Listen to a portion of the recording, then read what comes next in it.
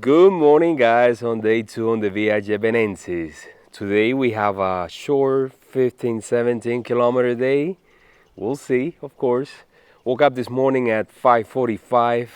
There was already light out, so maybe tomorrow or tonight, when I go to sleep, I'll set my alarm for 5 o'clock. Yes, it is cool temperature right now, but it's gonna start rising just as the sun comes out. Already had breakfast, leftovers from yesterday. I put my 15 euros in the envelope where you're supposed to leave it in the drop box. And this little town, it has the whole pilgrim vibe. Last night, right here next to the church, on the ground, they have projected the scallop shell. So very cozy, very welcoming. And I'm about to head out. Since I'm a little bit away from the Camino, I have to walk a couple of blocks down the road and reconnect with that. No support today at all, but I think I will make it to the town around noon. So I'll probably have lunch there. Let's go.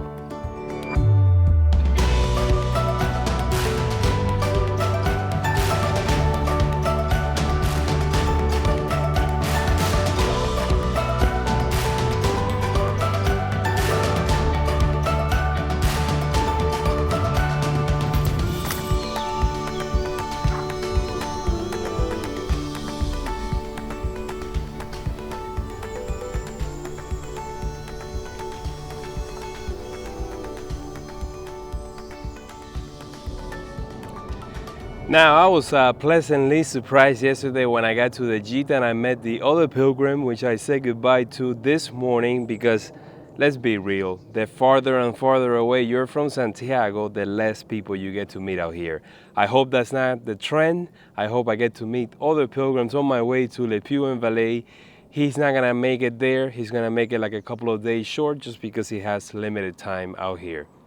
Also, I was surprised that my clothes got a chance to dry yesterday with only a couple of hours of sunlight, but it was so hot that I think it did the trick.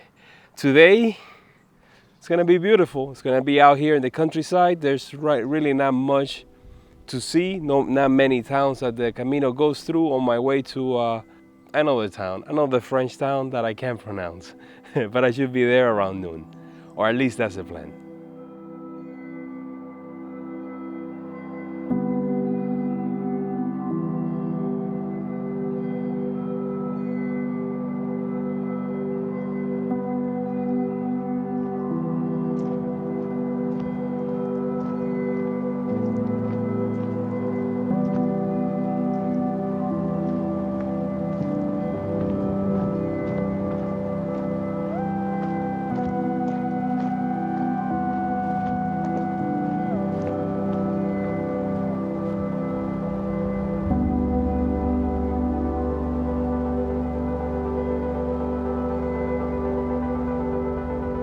It's almost 9 a.m. and I'm already at the halfway point, hiding here under the shade of the forest whenever I get a chance from the sun. I also been using my umbrella and just making my way through a small farming villages.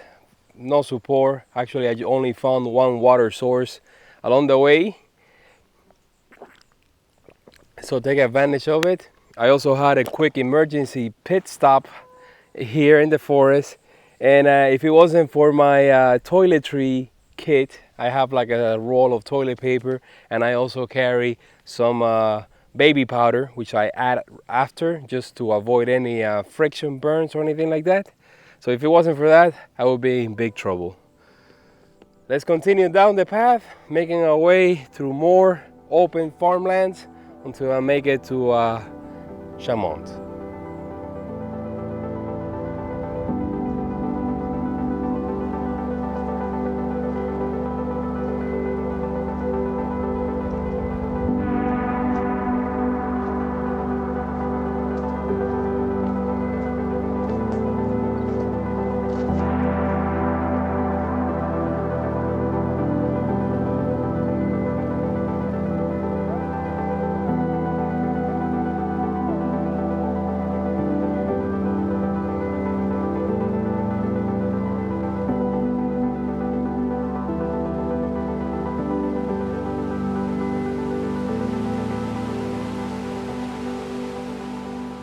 It's 11:30 in the morning, and I think I'm 30 minutes away from the town. I have to say this Roman bridge behind me and this stream has to be the highlight of the day, because it's just been pasture fields with cattle, with the occasional patch of woods.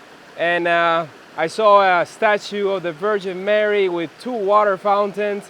I saw in one of the forests a toilet. And I saw a sign that said like 1,800 and something kilometers to Santiago. It's about the same distance as walking from Canterbury to Rome. So about 3 months. I'm gonna take a little rest here and then just make the final push into town, because it is starting to get really, really hot. By the way, I saw another pilgrim zoom by me. I saw him yesterday leaving Geneva. I didn't know if he was a pilgrim or not. Maybe he was just a backpacker, but I saw him today. Don't know where he stayed yesterday or where he's heading today, but you know, that's 2 pilgrims already. That's 2 more than I thought I was gonna see.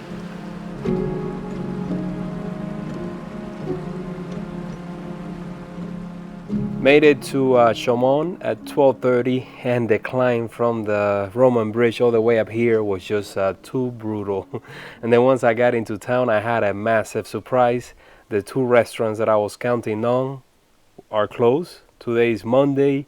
One opens on Wednesday, the other one on Saturday. So I kind of freaked out. I'm like, well, I'm staying at a Gite Communal, which usually doesn't offer any food. But when I got here, there's a group of hikers or pilgrims.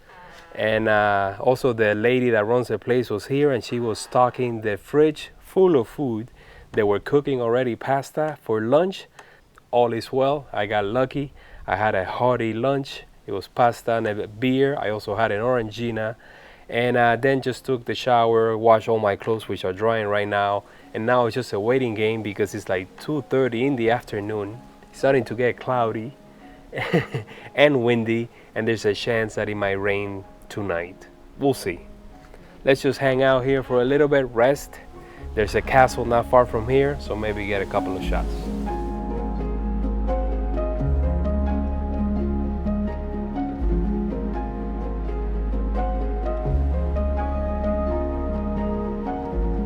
I took a 2-hour nap right when the heat was at its peak, around 4 p.m.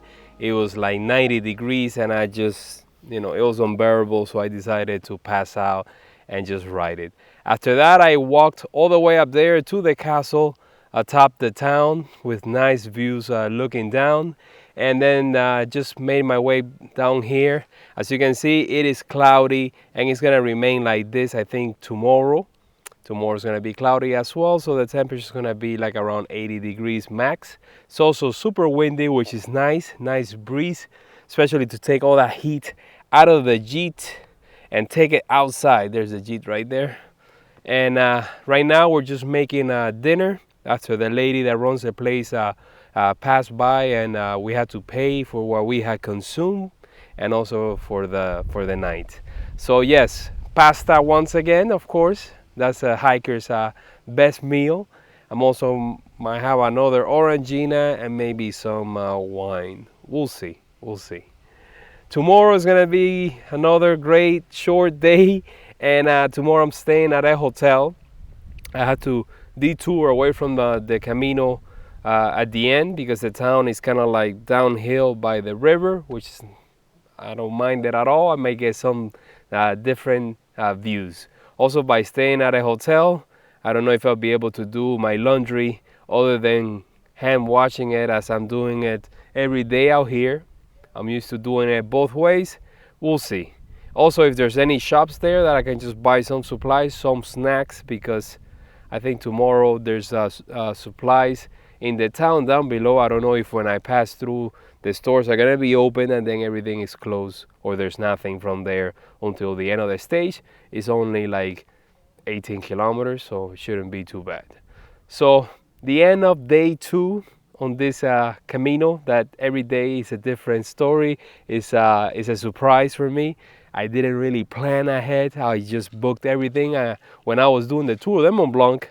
So I'm just going by the GPS, and whenever I show up, whatever it is, whatever it may come, And but so far it's been great. I've seen so many people. I just thought I was gonna be on my own the entire time, and just having the other pilgrims to share some stories, even if some of them only speak a little bit of English.